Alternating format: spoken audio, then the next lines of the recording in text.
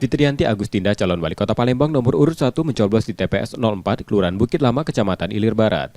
Fitrianti ditemani suaminya dan menyapa warga yang juga menyalurkan hak suaranya di TPS tersebut.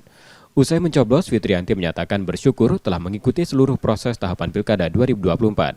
Ia merasa lega selama kurang lebih 3 bulan berkeliling di 18 kecamatan untuk mendengar keluhan masyarakat dan berjanji dapat segera menangani apabila ia terpilih. Fitrianti akan memantau quick count di posko pemenangan bersama dengan tim pendukung.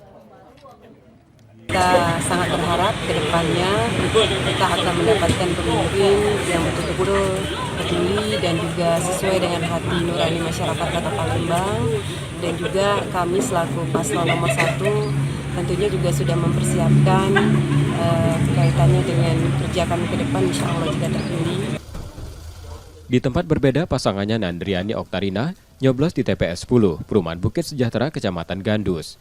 Nandriani menggunakan hak suaranya ditemani keluarga dan berharap Pilkada serentak 2024 dapat berjalan kondusif.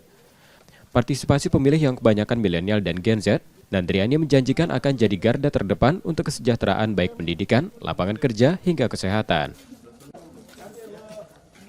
Alhamdulillah hari ini tepatnya 27 November, hari yang ditunggu-tunggu oleh seluruh paslon dan juga saya sendiri dan seluruh masyarakat Kota Palembang.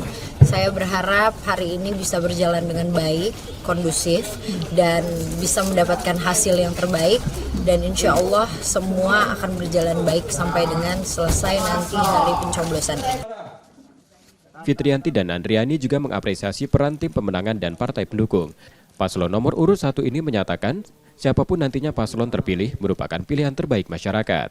Rizky Oktora, Moklas Diferensial, Kompas TV, Palembang, Sumatera Selatan.